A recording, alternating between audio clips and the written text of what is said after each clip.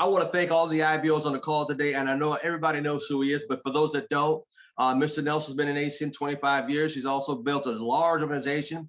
He has a lot of RVPs, SVPs, and a lot of circle members part of his organization. And I just want to thank him for just sharing and pouring his heart out. He had the best SVP promotion I've ever seen to this day. Martin Cerruto was number 2. And I tell you what, I just can't say enough. Anytime you get Marvin Saxon to sing, and also you got Mr. Les Brown right next to your father, and just blew everybody away. Without further ado, everybody, the great, the one and only, incomparable, Mr. Byron Nelson.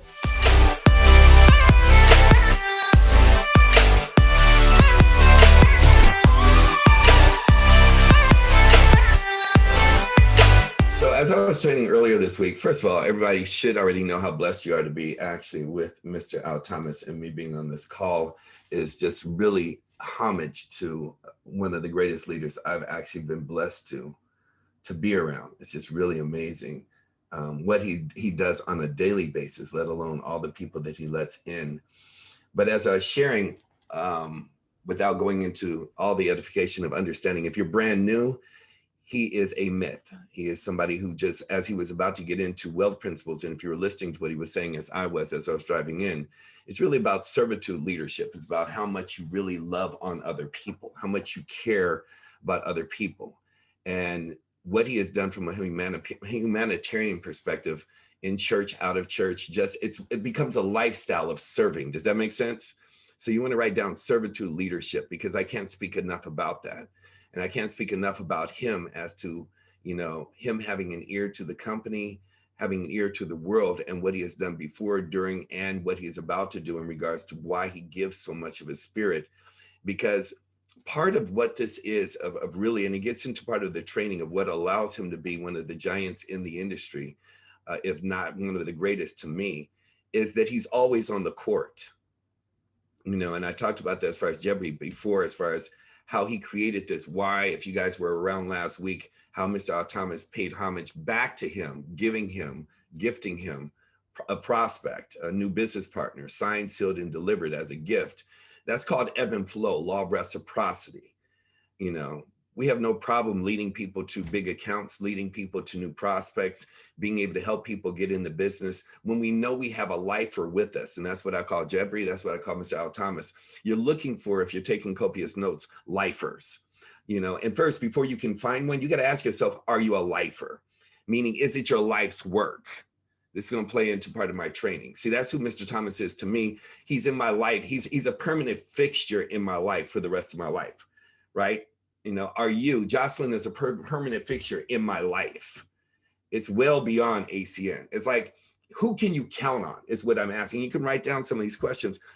Because these are all what I call the application for pre-qualification for people that are going to be the people that you pour into, that you give, that you do it in a space. I think I put on my feet this past week.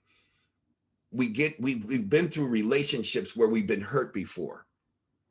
We've been through relationships that have us living a life with a wall up, and we miss some of the most empowering, powerful relationships because we live scared that we don't want to get hurt again.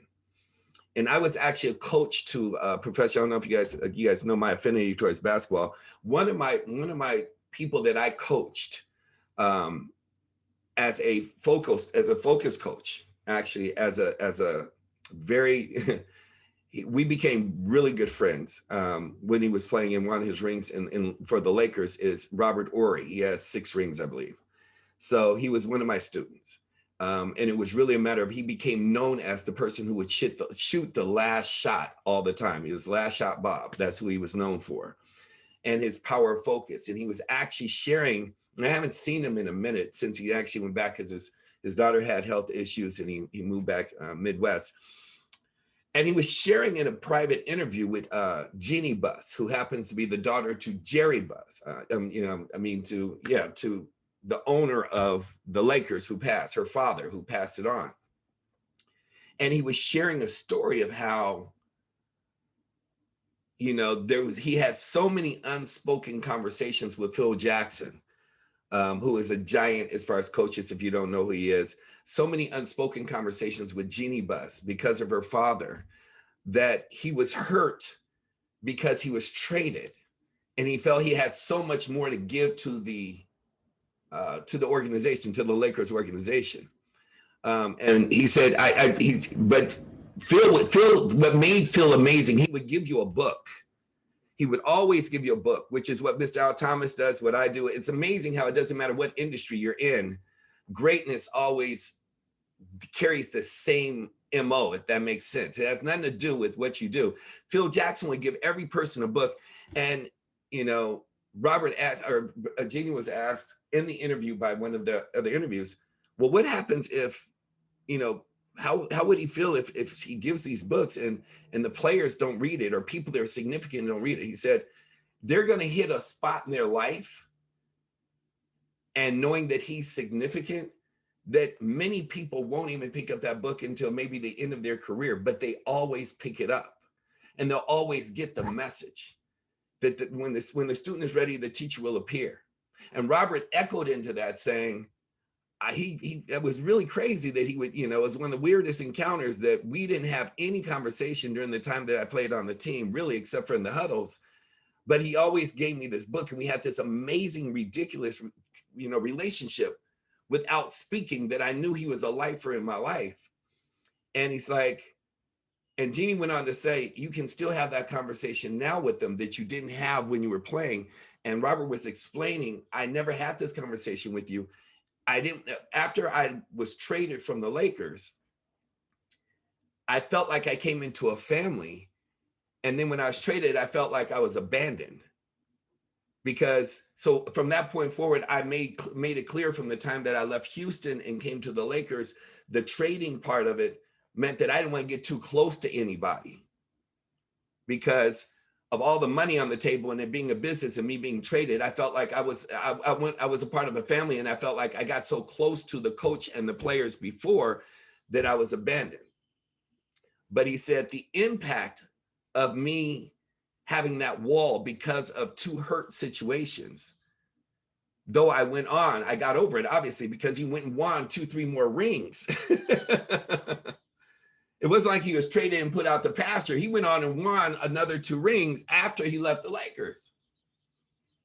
He said, I'm wise enough and mature enough to understand how many great relationships forged I missed because of the hurt. And so a lot of people don't understand how many relationships you're missing out on because of circumstances and situations. You let somebody who hurt you, which Phil didn't hurt him, he was hurt before that, but he missed out on great relationships because of a previous relationship of how and what happened to him. Hopefully that makes sense. Is anybody understanding this? You guys following that so far? And so in forging these relationships, it went on to have a very powerful conversation about there's 2 pieces here, actually 3 pieces I want to talk about today. The first one, you know, more than anything else, I think these are the 3 greatest dynamics that we say all the time, that this is a self-development course with an incredible compensation plan. We get paid for growing into becoming a beast, right? The first one, which I can talk about for like a whole day and train you on, and I'll tell you what it is it comes down to your habits. That's the first most important thing that eliminates people from achieving and attaining success, is their habits. You know, and so one of my habits, which I'm going to share and take,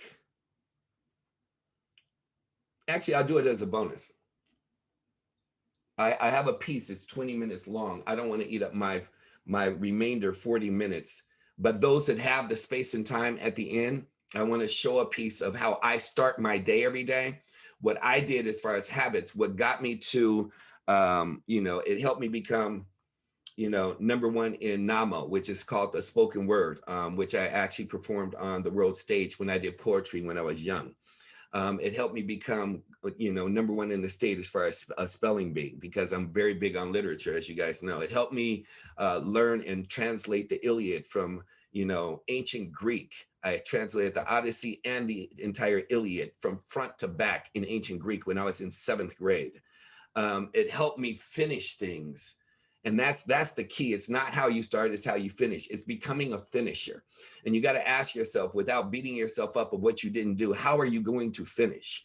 Because you can reset. I was training yesterday with a couple of people and sharing that, you know, how actually Judith was talking about how she had been listening to me say, just do this and prioritize, set your goals before, you know, your day ends, set 5 specific goals. And they started accumulating where she only finished 2 or 3. And where leaders have to be flexible and learn how to reset. Otherwise, it becomes overwhelming. It accumulates and you feel like a complete failure. Like, I'll just do what I have to do in the space and time that I have to do it. You know, and you can't let Mr. Al Thomas or Mr. Byron Nelson or any other leader impose what they're saying. You're missing the content if you're so anal and urchin-like that you're hearing the numbers. You know, when you go, it's like, yes, we're telling you that you've been in for a year, you've been in for 2 years, you've been in for 6 months, you're still at RD, you're still at ETL. What is your problem?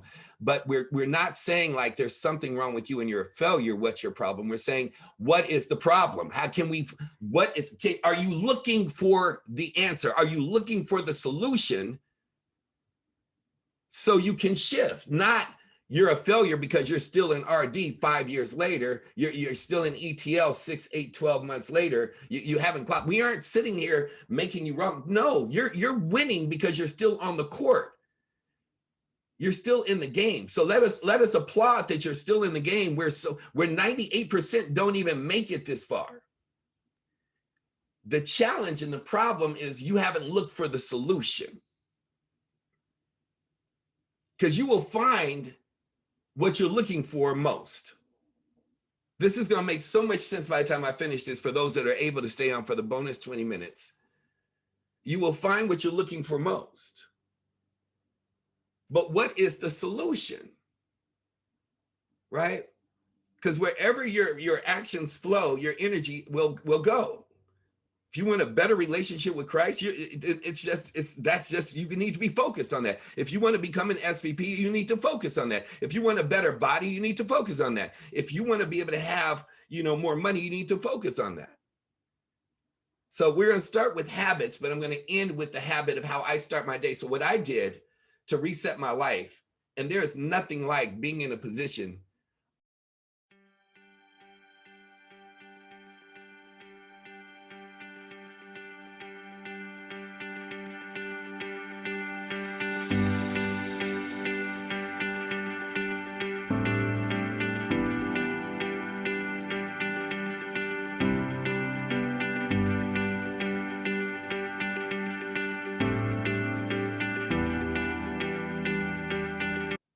my focus is I had this before the end of my beginning, my habit of what I've trained for 10 years, my New Year's Eve falls on October 1st. I actually, and Mr. Al Thomas was just talking about this. You're missing it. And I want to make, if only 3 of you guys get this, I did my job. See, he was talking about preparation. I live by systems. That air you're breathing, that's an ecosystem. The stars in the sky, that's a solar system. Where your money goes, that's called a tax or a financial system. Where your kids go to school, that's called a school system. What ACN has to win is called an ACN system. And what you have not learned is how to do the system and make the system work for you. That's why you're still working for the system and stuck in your position. Because if your system was working for you, you would be propelling and escalating through the marketing plan. So I shared with you one of my habits, because I'm still kind of there in that space, that on October 1st, I use 90 days to prep myself, preparation. I use 90 days. I don't wait till January 1st to make my resolutions. I do my resolutions in October. And I go and I get the shovel, and I go and I get the ditch digging machine, and I go and get the fertilizer, and I go and get the sod and the seed, and I go and get everything that I need to prepare so that I am launched into orbit with momentum going into the first of the year so that I can get to my goals.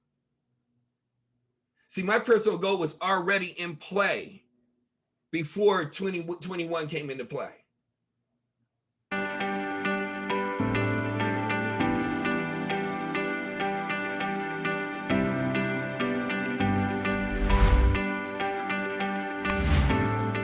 it's not because you don't know how, it's because you are not aware that you can. So when you're understanding these certain habits of how the universe works and how it will conspire for your success, but it won't conspire until you actually lead all of the things behind it. You have to be that example. You have to be that deal. You have to be that force. You have to be that formidable. You have to be that person that is truly relentless. Like non-negotiable with who you're intending on being. And be that person before that person shows up in your life. You missed all that. All that is, you have to be before you become. So in understanding that, once I get habits, which I'll finish with, the second piece of that I really want you to understand is really goals. Goals are everything. Goals are everything. Goals. But it's not in knowing. The knowing is actually a curse. It's the execution.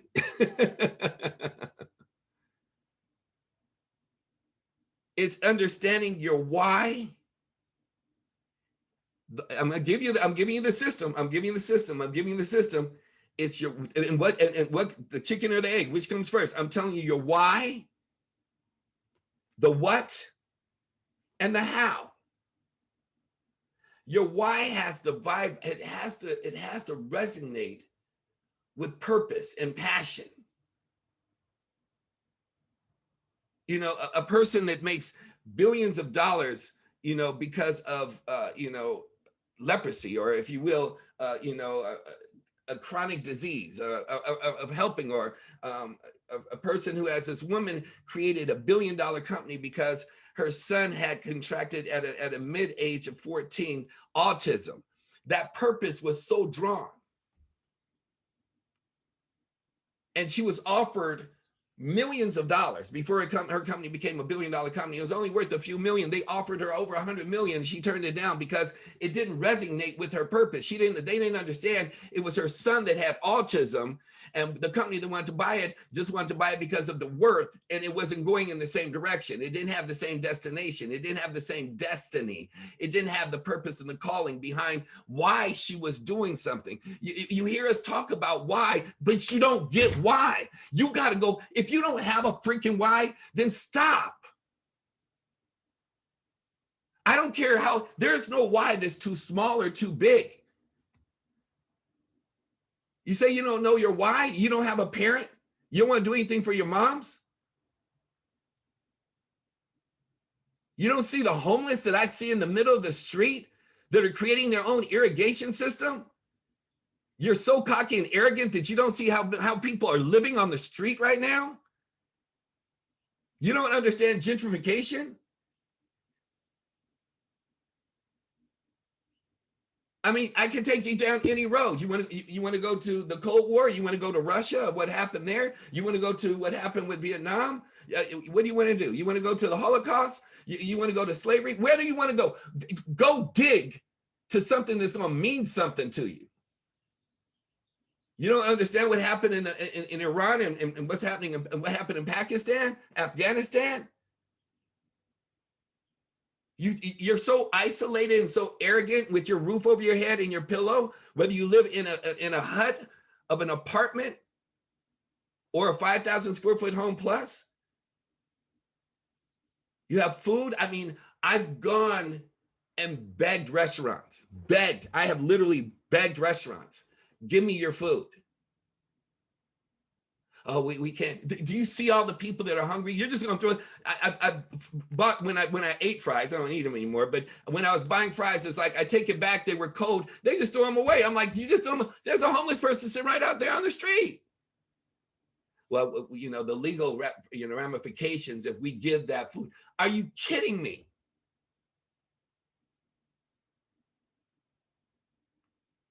You don't understand that just the human race. Let's take race out of it, just the human race. There's nothing that pisses you off in your life, that being broke in itself. Lack mentality. is the worst disease on the planet Earth. Not thinking you're worthy enough. Thinking you're okay. Think you got forever to live, and that, being confused is, Helen Keller said it best. She's the best at being able to explain. It's not the people that can't see, it's the people that have no vision that are the worst. Person who couldn't hear, couldn't see, becomes iconic, where other people die and will never be remembered for literally within 5 years. Think about it. I mean, I think about it all the time. My family hears me talk about it. Matrix hears me talk about it all the time. If you died today, how long would you be remembered? If that doesn't scare the shit out of you, I don't know what else will. I mean, what, your loved ones, your husband, your wife, your kids, one generation at best. What, they're going to stop and do 2 minutes of silence in an ACN National? I mean, I believe that's all they do for SVPs.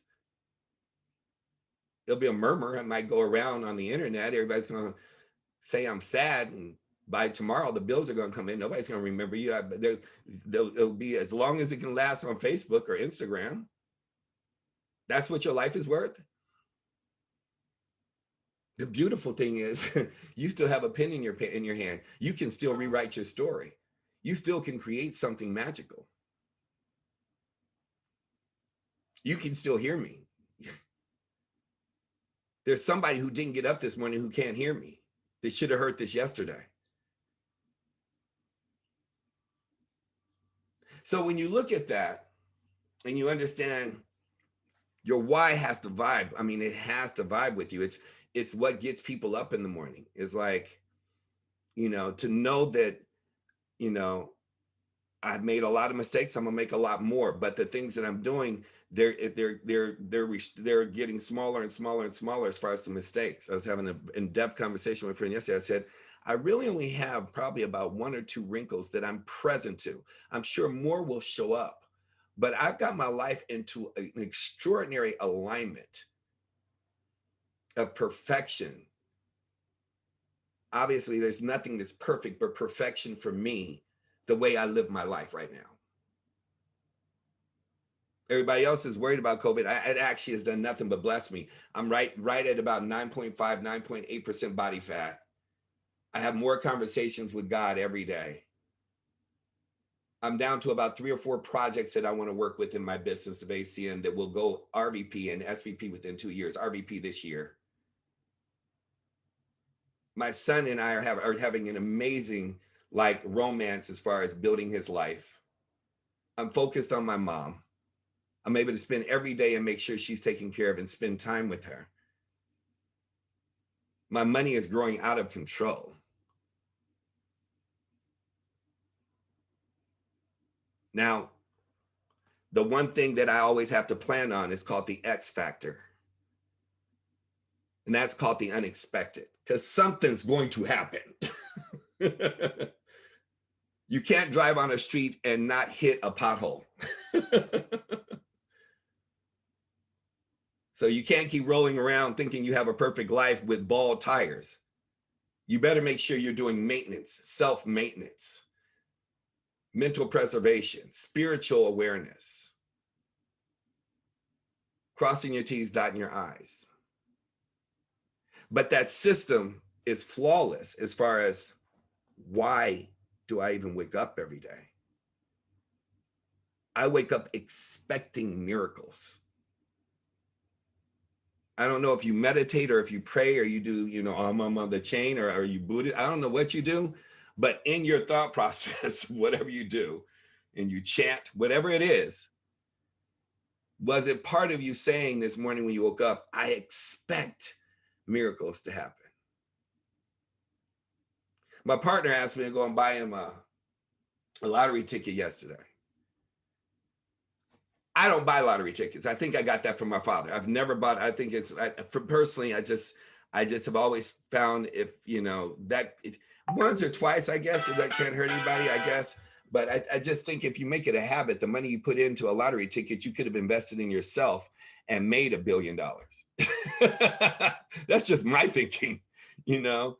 I don't fault anybody for doing it. It's just my thinking, you know, because I see people running it. Oh, the mega, oh, the mega, oh, the beggar, oh, the beggar.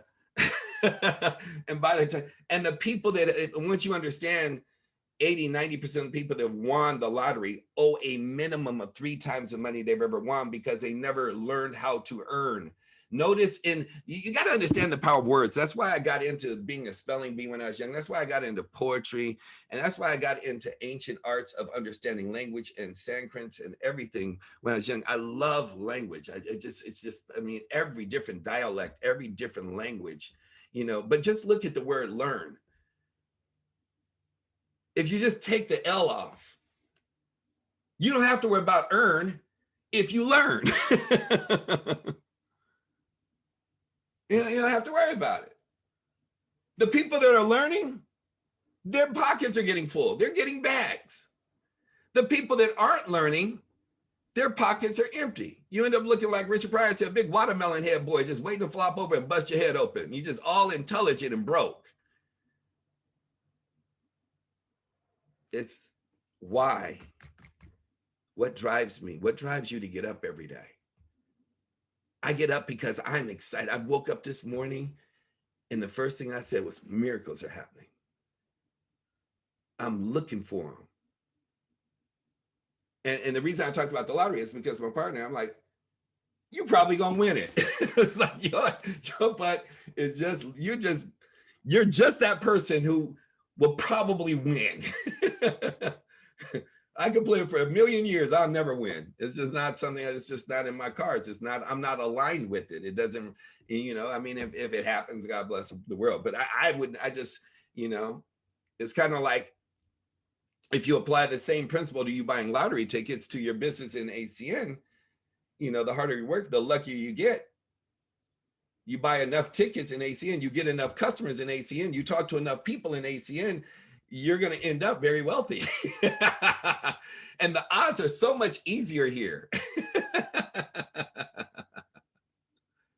So that why has to resonate. It's like, I don't care if it's just that you want to buy a house. Your why is subjective. Maybe you just want to travel the world. You want to see, I mean, maybe you should have a bucket list. Do you have a bucket list? I got a huge bucket list. I mean, and I'm a person who actualizes my bucket list. That means it's not, this is what I hope for one day. It's as soon as this opens up, oh my God. I'm so excited about just the things that I want. Nobody has any judgment on what you want. Whatever that is. I mean, what is it to have a vision? To be able to get and have the most amazing relationship, whether you're married or want to be married. To have a romance that is like Notebook for the rest of your life. If you're a man on here, to be seeing your wife up the spiral staircase and tell her, oh, baby, you know, there's a woman in our bedroom. And she looks at you like, why? Well, I just thought it was going to take 3 of us this time. And she gets up there and is like, well, what's her name? Her name is Donna. Well, what's her last name? Donna Karen. I brought her here to make you 10 dresses personally. That's a love affair. Oh, y'all thought I was going somewhere else? Huh? What y'all doing? Where's your mind at? Where's your mind at? See, Donna Karen's upstairs because she's one of the best designers in the world. And man, your wife wants to be able to look nice. She can design whatever she wants for you. That's a gift. And that's not an anniversary gift. That's not a birthday gift. That's a gift every week. See, that's how I envision my marriage. That every week, we're married every week, so we should have an anniversary every week. So you should get a gift every week. And don't get it twisted, I should get a gift every week too. That you're constantly creating a life, designing a life. Maybe you aren't married yet. Maybe you haven't found your significant other. Then you should be prepped I just had this conversation the other week. It's like, well, you know, with my right brain, Miss Yancey, and she's just like, I've never been with anybody ever, even my randoms. It's been a lot, but I've never been with anybody who doesn't bring something to the table. You got to bring something, even when I was random, you got to bring something to the table. When you look at yourself, what do you bring to the table? That's not limited. No limitations. I'm a brother that has no limitations in my life. I cover everything. I went out for my father's birthday. Me and my sister were fighting over who's paying the bill. It was a very expensive bill. My sister's looking at me. I was like, oh, it's already handled. She's like, are you or somebody? Shut up. It's handled. I didn't even eat that much. Are you in that position that no matter where you go, you can cover whatever and not look at your account? Because that's what ACN has to offer you. Not, oh, well, I took care of it last time, you take care of it this time. It's a lifestyle of abundance. There's no shortage on this planet Earth. They're just small minds.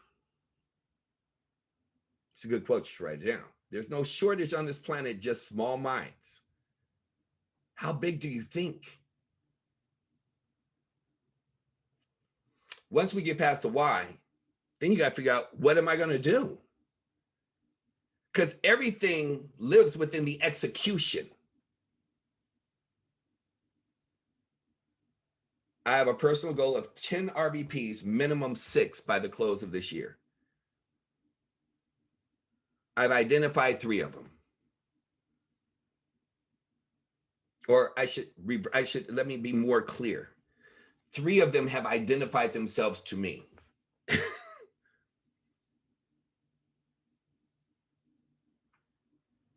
Not in what they say, but in what they do, in their communication, in their connection.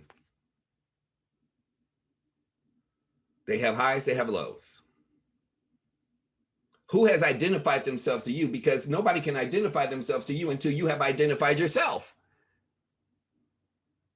Is that part of your conversation? What are you looking for? 3 people are going to kill the game that like forever. Like, I mean, they're going to kill this game in 2021. They're going to kill the game.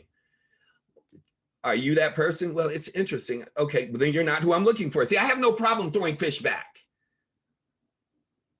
You're still playing with guppies, goldfish. They're uncertain as to who they are because you have not become certain as to who you are. When you're certain as to who you are, you become non-negotiable with who you deal with.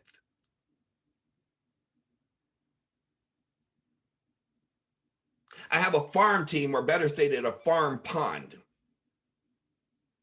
It's a whole lot of little fish that have the potential to grow up into giants. I just let them sit there until they pollinate and they actually find themselves. I don't get rid of them. I let them just keep swimming around and talking, you know.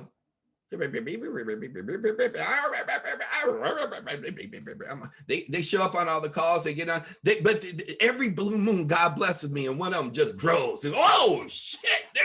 There's that monster trout I've been looking for.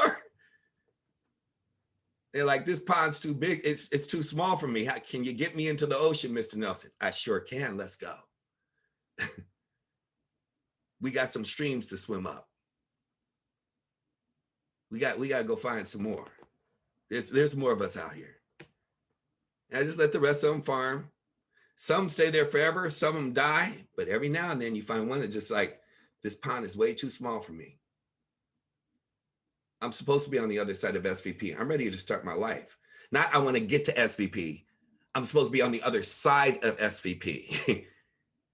Because I understand. I heard you, Mr. Nelson. You said that's where the game starts. That should not be my goal. My goal is to start my life. I can't start my life until I graduate. I need to graduate at SVP. All the rest of that, I just need to run through and get it out the way. So what do I need to do? That's what I'm asking, what I need to do to be able to get to my goal.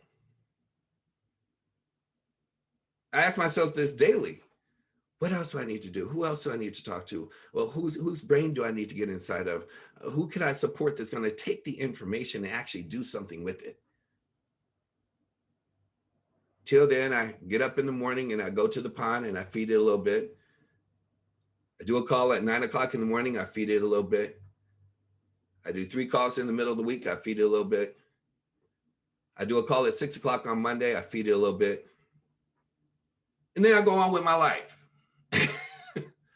I get on Saturday morning trainings. I feed it a little bit. I do a few, Zoom calls. I feed it a little bit more. Go fishing every day. Just to find that one that's like, I'm tired of being a caterpillar. I'm ready to be a butterfly. I'm ready to fly. I'm tired of crawling on the ground with all the rest of these little, scrimmets. So then you get to the what. So I have the why and then have the what. And then it's like, okay, how do I do this? That's the system. So that's the second piece, is understanding how to get to that. Execution and results. Execution, results, execution, results, execution. I don't care if I failed or if I win. Execution, all I'm looking for is a little win every day, a little win every day.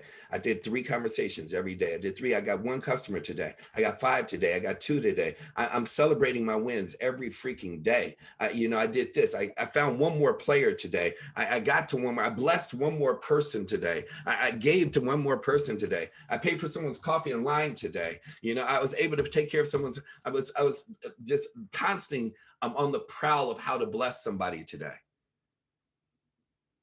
That will bless somebody else. That won't just take my blessing and sit up there and say thank you, but show it in their actions.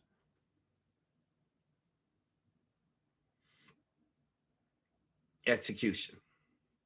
The third piece of this is understanding conversations. So we started with habits. I just gave you the system to goals. I'm going to come back to my habit and goals, closing out for those that stay for the bonus. The third piece to close this out is understanding conversations.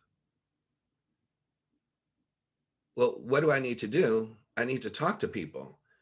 I think if I talk to a lot of people, I'll make a lot of money. If I talk to some people, I'll make some money. If I talk to nobody, I'll make no money. Well, what do I say? Hey, Mr. Clemens, how are you doing? Excellent. This is Byron Nelson. I know I'm talking to your voice print, but you were referred to me by Mr. Al Thomas. He said nothing but amazing things about you. I'm working on a project. Not I'm working in a program. I'm working on a project that's amazing. And based on what he told me your skill set is, we need to have a conversation. It's time sensitive. Today is Friday. I need to talk to you before Monday, because if this resonates with you and if you're as excited about the project as I am, we are going to be substantially paid off. Please give me a text back and let me know your availability. It's a very simple conversation. I just play a contact sport. It's just a contact sport. Hey, Jamar, based on what I heard about you, we need to have a conversation. I've heard nothing but extraordinary things about you. You're amazing. He told me that you have amazing integrity and extraordinary work ethic, and that you're driven to be able to do more for your family. But beyond all that, I need you to know this is a call. I don't do sales pitches. You were referred to me by XYZ. Let me know when you have 3 minutes. It's time sensitive. I need to talk to you before Monday. Hey, Miss Hanson, we need to have a conversation based on what I heard about you and what you do with your family and what you're doing with your kids. I'm doing something that is family oriented. It's a project. It is a project that is only for the next 60 days. I need to have a conversation with you. Please let me know when you have 2 minutes. Based on what I heard about you, you're amazing. You're extraordinary. You have integrity. This is something that is very fruitful. I need to know when you're available. How many calls have you made like that today in voice prints? How many did you do this week? What does your conversation sound like? Hi, I'm into something that's really great and you're amazing, and give me a call and hey, could you text me back? I got your number from XYZ. Maybe I should say it again so you guys are clear. Hi, Mrs. Ann Martin. I've heard nothing about your son talks amazing about you. He says you're spiritually filled, you believe in God. I'm building God's kingdom to do some things for families financially that are amazing. But what he told me about your skill set is ridiculous. And I just want to know if you can make time for me for 3 minutes. It's time sensitive. Can we talk before Monday? I have urgency in there. I have excitement in there. I have enthusiasm in there. I have a timeline in there. I didn't say it's an emergency. I said it's time sensitive. I didn't say I'm working in a program. I said I'm working on a project. I gave you a deadline. I need to talk to you before Monday. I said I need 3 to 4 minutes from you. I don't need 10, 15, 20 minutes from you. And I'm leaving a voice print. And, just please get back to me and leave me a time that you're available. How can you call? And I'm sharing this with everybody. I'm like, how can you call 15, 20 people and you tell me nobody calls you back? There's a problem in your conversation. There's a problem in the mirror. And especially if you got 3 people on your team, whether it's Isaac or if it's Danny, whether it's Don, whether it's Tosh, if I got 3 people on my team and I close them out in a conversation, we're talking about conversations here. I'm giving you a whole lot of them. Claudine says, I need to think about it. Claudine, what do you need to think about? Let me ask you a question. If I could actually give you a sense of security, is it worth giving me 7 days to prove to you that I could do this? Who's going to say no to that? You got people saying, let me think about it. I'll get back to you. It sounds interesting. What the hell? Are they guiding your ship? You put them on your ship. They're your captain. You're letting them take you to the broke bank?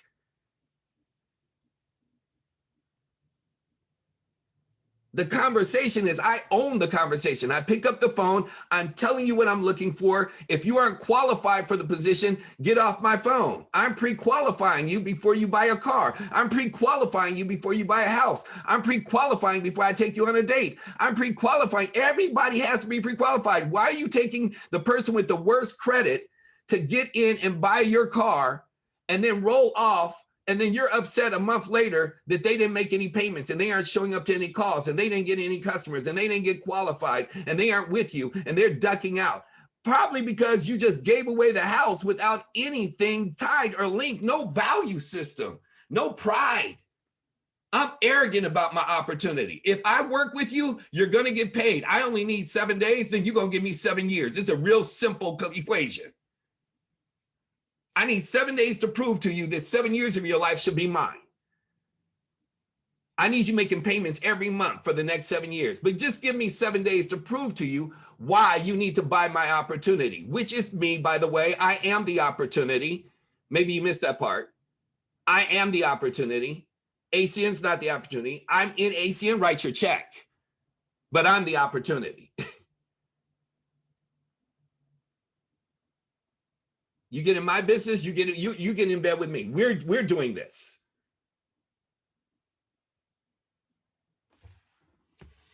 What are your conversations looking like? How much have you practiced? How do you sound when people listen to you? You don't have to be like me or Al Thomas, loud, boisterous. You can talk with a very low voice. I know how to mirror better than 99% of people on the planet. Look, bottom line is what we're doing is putting together a stealth team. In fact, it launches on the 1st of May. We're in April, and it's called God's Gangsters. And we're only choosing 7 because it's his number of completion. I have 4. Are you the 3rd, 2nd, or last one that I'm looking for? I don't know. I woke up this morning, had a conversation with God. He told me that I was going to find 3 today. Are you that person? It's a hell of a conversation. See, if God calls you, nobody cares what it is. What's your name? My name is Peter.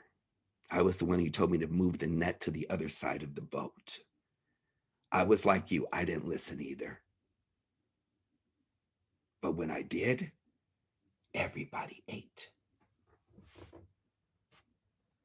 What's your conversation? Because every great leader is a master of storytelling.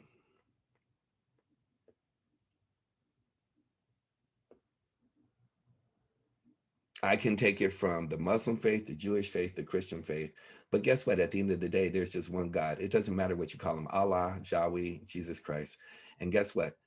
The people that are not spiritually aligned, I usually don't talk to anyway.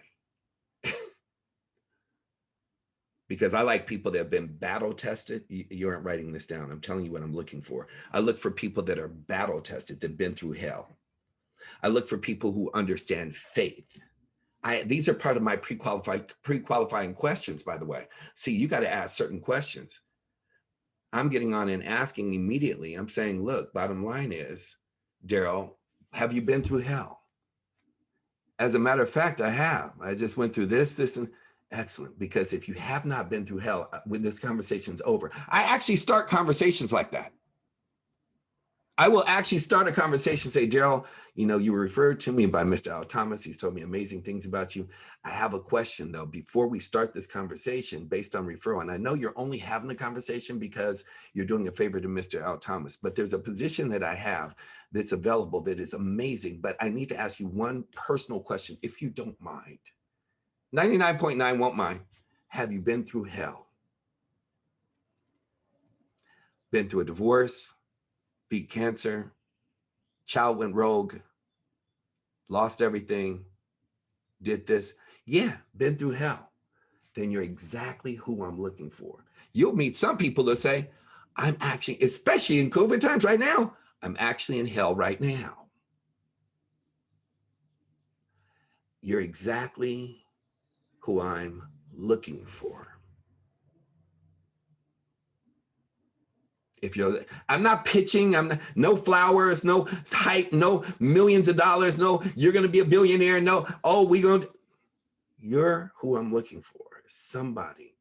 And I'll tell you, Daryl, the reason why I was called to call you is because someone called me, and it was the greatest blessing in my life. So I want to share with you what they shared with me that has changed the trajectory of my outlook of life. This man, Mr. Al Thomas, that I met, painted a picture of what was possible within the next 12 to 24 months. He shared with me that I went to school for 12 years, even if I didn't go to college, but they never taught me a word called residual income.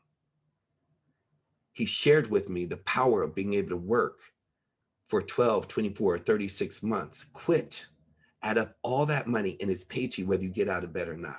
He shared that I could do this in and around what I was currently doing, and that it wouldn't take me off of my purpose, but do nothing but complement what I was doing. He shared with me that what I was going to be doing in the next 5 years, as far as my goals, that I could get done in 2 if he worked with me. And that was what he was called to do. So I don't know if this appeals to you, but it's a pretty powerful conversation, Daryl. And I like to give you the details if this resonates with you, but only if this conversation resonates with you. See, I talk from a purpose, a passion, a conviction, a belief, a knowing. I know what I'm saying. I'm passionate about all that I just said. I've had those conversations. I believe it 110%, unequivocally, non-negotiably, unapologetically is who I am. Not who I'm trying to be, not who I hope to be, not one day. This is who God made me. Guess what? This is who he made you. And when you talk from that space, you don't care who gets it and who doesn't. When you can get to that Mr. Al Thomas space, that Jocelyn space, a space that some of my leaders on here have gotten to, that you don't care, and you can take the anger out of it. There's no anger in it. I'm John Q. My son needs a heart transplant. You're the wrong blood type. I'll find someone else. Your body you're grown. You're not who I'm very clear about what I'm looking for. I'm on an Easter egg hunt. I'm on a scavenger hunt. I need to know before I talk to anybody what I'm looking for. I don't mean to offend you if this is not you, if you're not a person with a work ethic, if you're not a person with a dream, if you're not a person who loves helping other people, if you're not a person that has been through hell and you have something to fight for, if you aren't pissed off about something, this position probably may not be for you. But if that is you, which is 99% of the people on this planet, who needs a little bit more time, who could use some more funding for ideas and dreams and would like to do more for their family, you're who I'm looking for. It's just a conversation. So that's the last piece to this, was conversations. I'm gonna turn it over to Mr. Al Thomas, then I'll come back on and I will extend my bonus piece, which will mentally mess you up. It's my habit, because I was running late because I had some things to handle early this morning. But I want to share with you the habit that I reinstated 2 weeks ago of a piece that I watch every day before I start my day. It's a habit. It's like taking a shower for me. I don't start my day without watching this piece over and over and over again. That keeps me aligned for the day. And I like to bless you guys with that, for those that have the luxury of time.